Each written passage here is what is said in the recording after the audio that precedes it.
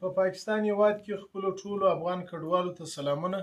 خدای دې وکړي چې روغ او جوړ بایاست. نن 19 د جون 2025 کال دی، سبا شلمه د جون ده. دغه د شلمه د جون د کډوالو نړیوالې ورځ ته ځانګړې شوې ده. په دغه ورځ باندې د ټولې دنیا ملکونه او بین الملل یا ملګرو ملتونه او یونیسیار د مهاجرو په اړوند باندې غونډې کوي، د دوی ته د مرستو او د دوی ته د مهاجرت د کمیدو لپاره دوی خپل پلانونه او کومکونه کوي. خو چون زموږ افغان کډوال دا د تاسې وینئ چې د ECC کارډ او غیر راجسټر افغانان دا درګر د پاکستان څخه وځي او د پیوار کارډ درلودونکي چې تقریبا 14 لکه څه کم ښودل کېږي چې په پاکستان کې دي، ډېر په ټینشن کې اخته دي. نو زموږ اکثر افغان کډوال رابطې کوي چې زموږ ټیم به څنګه شي. تېره ورځ د امیر مقام صاحب په مشرۍ باندې یو غونډه وشوه چې ټول وزارتو خلک پکښې وو. په هغه کې موږ تاسې ته د 3 میاشتې تر 6 میاشتې پورې د ټیم غوښتنه کړې وه، خو یونیسیار د 2 کالو ټیم غوښتنه کوله. خو دغه زموږ تاسې برخلیک سبا ته یا تر 10 جون پورې شاید معلوم شي. خو زموږ تاسې بدبختي دا ده چې زموږ تاسې د مهاجرت سره ترڅنګ په ایران او د اسرائیلو جګړه هغه د شروع ده. په هغه کې د دنیا کومکونه یا د دنیا سترګې او د دنیا ټول سوچ و هغې خواته وڅرخېدی یا څرخېږي. نو زموږ تاسې افغان کډوال دغسې پاتې دي. خو زموږ یوه هیله او غوښتنه ده د ویډیو د لارې څخه، نه یوازې د ویډیو د لارې بلکې موږ د یونیسیار د چارواکو سره، د پاکستان د حکومت د چارواکو سره، زموږ د افغانستان د کونسلګرۍ او د سفارت د چارواکو سره په 4 صوبو کې د افغان کډوالو استازو خپل مشکلات ورته ایښي وو. خو تر اوسه پورې موږ ته یعنې د تېرې روژې د میاشتې څخه تر اوسه پورې د مارچ څخه تر اوسه پورې موږ نه چا رابطه راسره کړې ده. موږ خپل فریاد کړی دی خو چا موږ ته اطمینان نه دی راکړی. خو ځینې خبرې دي چې هغه د دغه ویډیو د لارې دغه نن موږ د بلوچستان د کډوالو زیاتره استازي دا دلته ناست یو. نو زموږ مین مقصد دا دی چې موږ د دروسو اړخونو څخه دا غوښتنه کوو چې وروره په دغه پاکستان کې زموږ د افغان کډوالو په خاص تن په ښارو کې جایدادونه دي، پراپرټیانې دي، مکانونه یې دي، پوه شولې. دغه په 1 میاشت 2 میاشت کې خریدار یې نشته. او بل د دوی زمیندارۍ دي، د دوی حاصلات نه دي اخیستل شوي، د دوی کاروبار په 2 میاشت 3 میاشت کې نه راټولیږي. یا د ECC والا خو ولاړله. او بل چې دي زموږ دلته چې کوم د افغان کډوالو په کیمپو کې دي، هغه د ماښام په ډوډۍ نه دي قادره. چکن مراد تا پر ودرول $315 دی ورکول، اوس $15 پر ورکوي. او ته واز ما سره بودیجه نسته، بودیجه پر موږ باندې امریکا خپل بجټ کم کړی دی. دا اوس شپېلن په دا کیمپو کې د ایجوکیشن یا د هیلت یا د نورو بخشو کې تاسې خدمت کوئ، که واقعا پاکستان موږ وباسي او دغه خبره موږ بالکل په ته خوشحاله وي. دا یوه خبره دي هر څوک سوچ سرخلاص، خصوصا زموږ افغانان. زیات خلک چې په کور دننه کې دي یا په بار کې دي وایي ته مړې سترګې نیولې ولې هلته ناست یاست. او وروره زما مشکل دی حل شي. موږ یوه شپه دلته نه تېرو، موږ ځو د پاکستان موږ کور ودانۍ وایي 40 کاله موږ خپل په غېږ کې وساتلو، 40 کاله موږ ته پناه راکړې ده، موږ یې قدردانۍ کوو. خو زموږ ټوله مسله چې دغه نړیواله ده، ملګرو ملتونو په یونیسیار پورې تعلق لري. په عراق کې د عراق په کې چې کله 10 کاله جګړه وسوه، د هغه مهاجر چې بیرته عراق ته راوستل کېدله، 5 نفر پر سر باندې $10,000 ورکړل شو.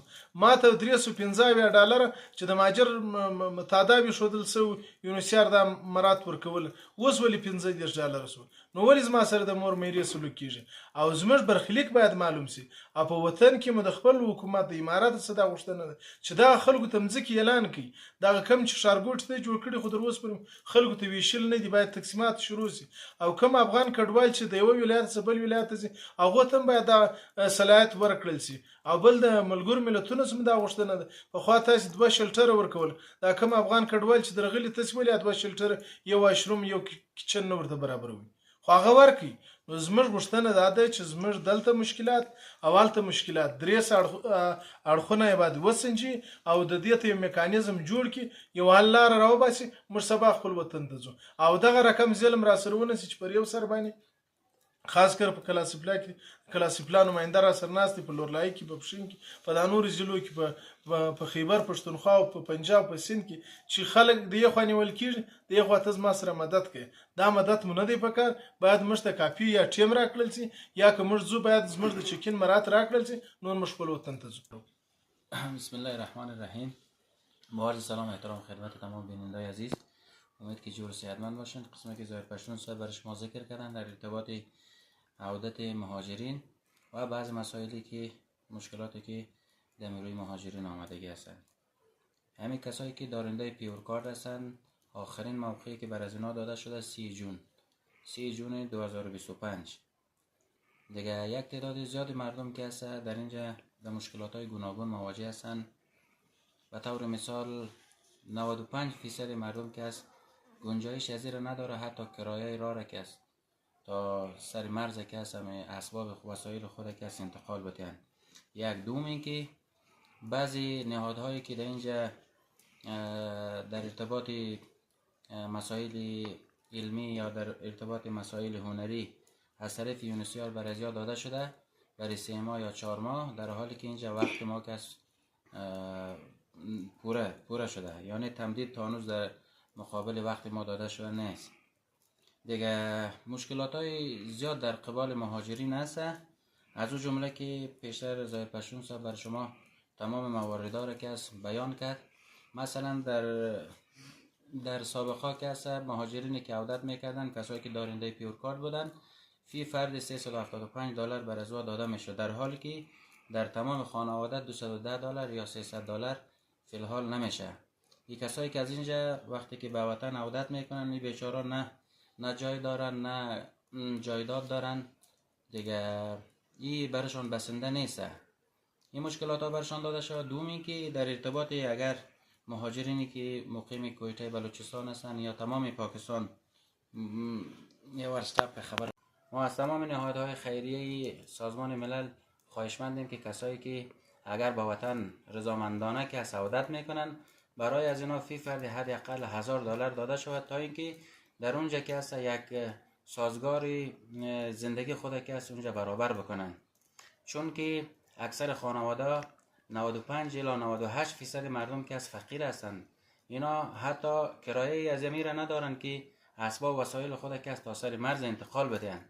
فلهذا در حصه عودت مهاجرین که رضامندانه اگر اینا عودت میکنن برای از اینا که سهولت ایجاد شود و برای هموطنانی که مقیم تمام پاکستان میباشند، مهاجرینی که مقیم پاکستان میباشند بر ازیا وقت زیاد داده شود. اگر 6 ماه یا 1 سال بر از اینا وقت داده میشه بسنده نیست، چون اکثر مردم داده گرفت تجارت و غیره زمینداری و غیره مسائلی هستند که حداقل در 1 سال یا 2 سال بسنده نیست. و سلام علیکم.